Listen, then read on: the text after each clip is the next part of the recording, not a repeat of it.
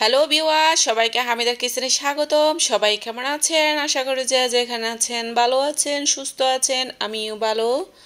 আজ নতুন রাঁধুনিদের জন্য রেসিপি নিয়ে আসলাম।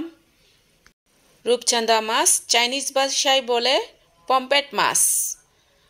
মাছটা দেখতে যতটুকু সুন্দর হয়েছে, খেতেও মজা হয়েছে। আপনারা অবশ্যই ট্রাই করবেন। আশা করছি আপনাদেরকে সহজভাবে দেখানোর চেষ্টা করব। চলুন আর কথা না বাড়িয়ে রেসিপিটা সবাই মিলে উপভোগ করে আসি।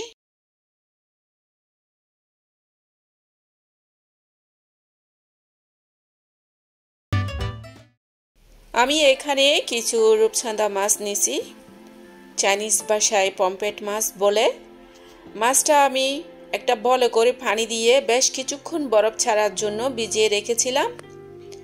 এরপর আমি কিচেনে গেছি আর চাকু দিয়ে মাছের উপরের অংশ ভালো করে পরিষ্কার করছি এবং ভিতরের অংশ কিভাবে পরিষ্কার করতেছি তাও আপনাদেরকে দেখিয়ে দিচ্ছি। আশা করছি আপনারা অবশ্যই ভিডিওটা না টেনে সম্পূর্ণ রেসিপি দেখার চেষ্টা করবেন।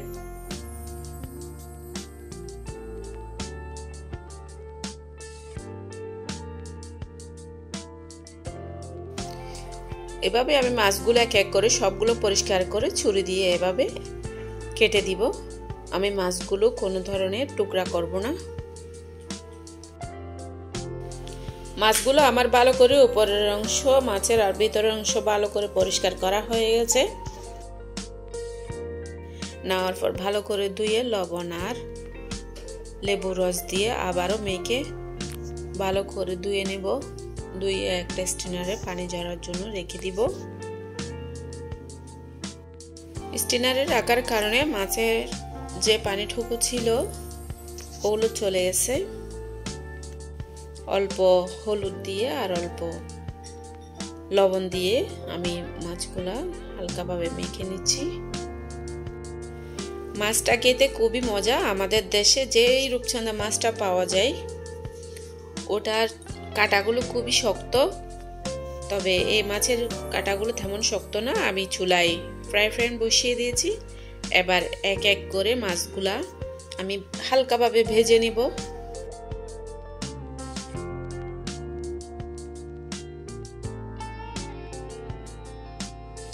এই মাছটার রেসিপি অনেক প্রকার করা যায়।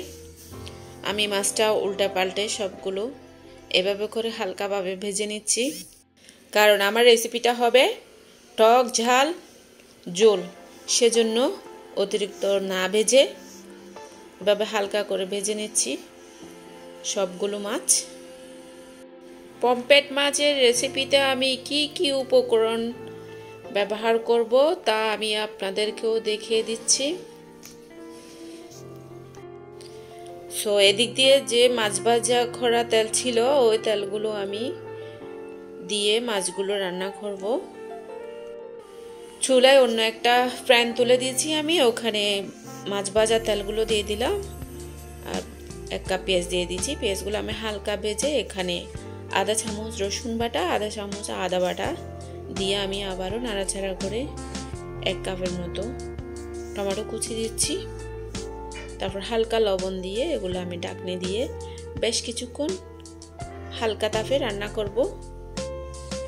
দেখুন টমেটোগুলো কত তুলতুলে নরম হয়ে গেছে। এখানে আমি এক চামচ লাল মরিচ পাউডার দিয়ে দিয়েছি। এখানে আধা চামচ হলুদ, আধা চামচ জিরা ধনে পাউডার দিয়ে দিলাম। পরিমাণ মতো লবণ দিতেছি। অল্প পানি দিয়ে আমি মশলাপাতিগুলো ভালো করে এভাবে নেড়ে ছেড়ে কষে নেব। ঢাকনি দিয়ে এবার 5 মিনিট ওগুলো জাল করার পর দেখুন আমি এখানে ভাজা জিরা পাউডার দিয়ে দিছি আধা চামচের অর্ধেক। এখানে আমি লাস্টে আধা কাপ পানি দিয়ে দিচ্ছি ঝোলের জন্য। সব মিলে আমি 1 কাপ পানি ব্যবহার করেছি। আর এখানে এক এক করে মাছগুলো দিয়ে দিলাম। এরপর এখানে কাঁচা মরিচগুলো দিয়ে 5টার মতো আমি ঢাকনি দিয়ে হাই হিটে জাল করে নিব। দেখুন এবার আমার রূপচাঁদা মাছ রান্না করা প্রায় শেষের দিকে। আমি এখন পরিমাণ মতো ধনেপাতা কুচি দিয়ে দিচ্ছি, দিয়ে আমি চুলার জাল অফ করে দিচ্ছি। বন্ধুরা যে যেখানে আছেন ভালো থাকেন, সুস্থ থাকেন। আমার রেসিপিতে কোনো ধরনের ভুল হলে আমাকে ক্ষমা চোখে দেখবেন। আর সবাই আমাকে সাপোর্ট করবেন, শেয়ার করবেন, লাইক করবেন, সাবস্ক্রাইব করে পাশে থাকবেন। সবাইকে আগামী রেসিপি দেখার আমন্ত্রণ জানিয়ে আজকের মতো সবাইকে আবারও ধন্যবাদ।